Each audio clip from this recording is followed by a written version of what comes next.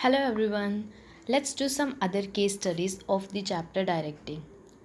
In this case study, Kunal 2005 में एक textile company में शॉप लेवल मैनेजर अपॉइंट किया गया था.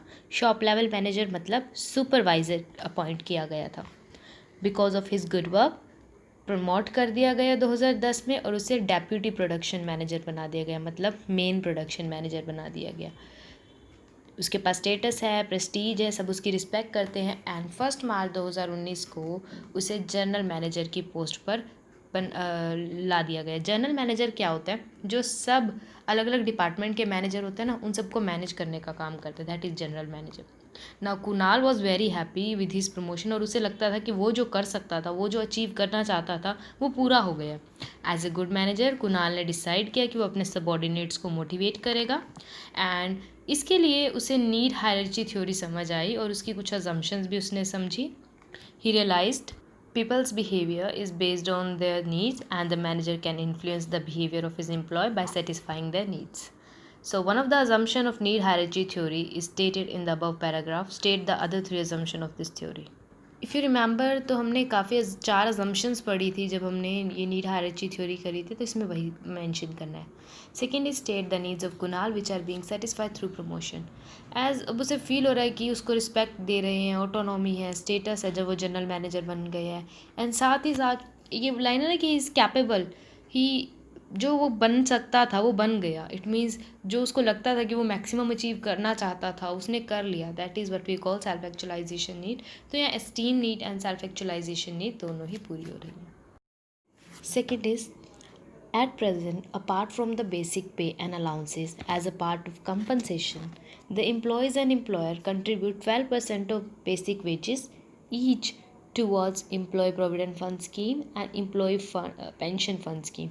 यानी कि जो एक एम्प्लॉयर है वो अपने एम्प्लॉयज़ को बेसिक पे और अलाउंसेस तो दे रहा है, साथ में 12% कंट्रीब्यूट कर रहा है एम्प्लॉय प्रोविडेंट फंड और एम्प्लॉय पेंशन फंड में. ये क्या होते हैं? ये ऐसे फ़ंड है जिसमें से एम्प्लॉय की सैलरी से ही कुछ परसेंटेज कट कर लिया जाता है और इन्हें एक स्पेसिफिक फ़ंड में रख दिया जाता है जो बाद में एम्प्लॉयज़ को इन लमसम या फिर इन इंस्टॉलमेंट्स पे किया जाता है. आपने अकाउंटिंग में भी पढ़ा होगा एम्प्लॉय प्रोविडेंट फंड, राइट? जब हम ये कहते थे कि जब एडमिशन या रिटायरमेंट होता था तो एम्प्लॉय प्रोविडेंट फंड को डिस्ट्रीब्यूट नहीं किया जाता था. सो नाउ एक प्रपोज़ल रखा गया, एम्प्लॉयर और एम्प्लॉई 10% ही अब इस फंड में कंट्रीब्यूट करेंगे. बट जो स्टेक होल्डर हैं उन्हें सही नहीं लगा. उन्होंने कहा कि 12% ही होना चाहिए. तो you have to explain any two needs suggested by Maslow need hierarchy theory which will not be satisfied by the incentive discussed above. देखो जो ऊपर बात कही है इसमें बेसिक पे भी मिल रही है, यानी कि फिजियोलॉजिकल नीड तो पूरी हो रही है. सेकेंडली होती है सेफ्टी नीड. अब देखो रिटायरमेंट स्कीम में पैसा जा रहा है, प्रोविडेंट फंड में पैसा जा रहा है जो इन फ्यूचर उन्हें एक सेफ्टी प्रोवाइड करता है, तो सेकेंड नीड भी पूरी हो रही है. बट जो इससे नेक्स्ट नीड है बिलोंगिंगनेस एंड एस्टीम, ये नीड पूरी नहीं हो रही है. इस नीड के बारे में पूरी हो रही है नहीं हो रही है कोई जानकारी नहीं दी गई है. सो वी विल अज्यूम कि ये नीड्स पूरी नहीं हो रही है. In next case study it is set, जब एक बिजनेस ऑर्गेनाइजेशन सेट की जाती है तो सबसे पहले what is to be done, how is it to be done, when it is to be done and who will do it, ये decide किया जाता है. And after this division of work किया जाता है जिसके लिए डिफरेंट डिपार्टमेंट सेट किए जाते हैं. एंड सेकेंड स्टेज पर ऑर्गेनाइजेशनल चार्ट को बनाया जाता है. From this the information obtained is कितनी पोजीशन खाली है, कितने लोग चाहिए फिल करने के लिए. And all the employees get installed on the respective post. सब लोगों को इंस्टॉल भी कर दिया गया. But the movement in the organisation is yet to come. But अभी मूवमेंट स्टार्ट नहीं होगी. डायरेक्टिंग चैप्टर में हमने पढ़ा था कि मूवमेंट डायरेक्टिंग में स्टार्ट होती है. Just as until the referee blow the whistle the race does not start. जैसे रेफरी में जब तक रेस में रेफरी विसल नहीं करता रेस स्टार्ट नहीं होती, इसी तरीके से ऑर्गेनाइजेशन में जब तक लीडर या मैनेजर वर्क असाइन नहीं करता तब तक ऑर्गेनाइजेशन में काम स्टार्ट नहीं होता. No sooner than this activity is completed there begins the movement in the organisation. जैसे वो एक्टिविटी पूरी हो जाएगी वैसे ऑर्गेनाइजेशन में मूवमेंट स्टार्ट हो जाएगा. And all the employees posted at different position in the organisation start doing the respective work. और जो ऑर्गेनाइजेशन में डिफरेंट पोस्ट पे लगे होते हैं वो अपना काम करते हैं. So you have to tell from the above paragraph various function of management.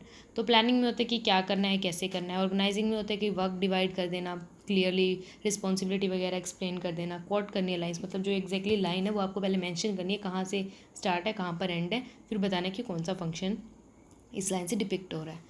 And staffing में जब सीट्स को फिल किया गया और ये देखा गया कि कितनी पोस्ट चाहिए, ये सब स्टाफिंग में आ जाएगा। एंड लास्टली ये पूछे कि name the function which brings movement in the organisation, so it is directing. In the next case study, Mr. Om Sahukar, who is the CEO of Bharat Textile Limited, he attended the marriage of one of his friend's daughter. There he happened to meet his old friend Mr. Ram Tripathi, जो एक दूसरी textile company में marketing manager का काम कर रहा था।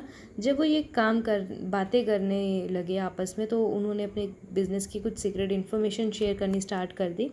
तो मिस्टर त्रिपाठी ने बताया कि कुछ जो कस्टमर मिस्टर साहूकार की कंपनी से जुड़े हुए थे, वो अब उनकी कंपनी से जुड़े हुए हैं।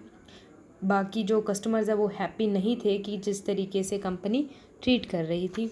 तो मिस्टर साहूकार ने उस फैक्ट को नोट कर लिया और जैसे ही वो ऑफिस पहुंचा, अपने पीए को वो कॉल किया और उसे कहा कि एक अर्जेंट मीटिंग अरेंज करें अपने कंपनी के बड़े कस्टमर्स के साथ।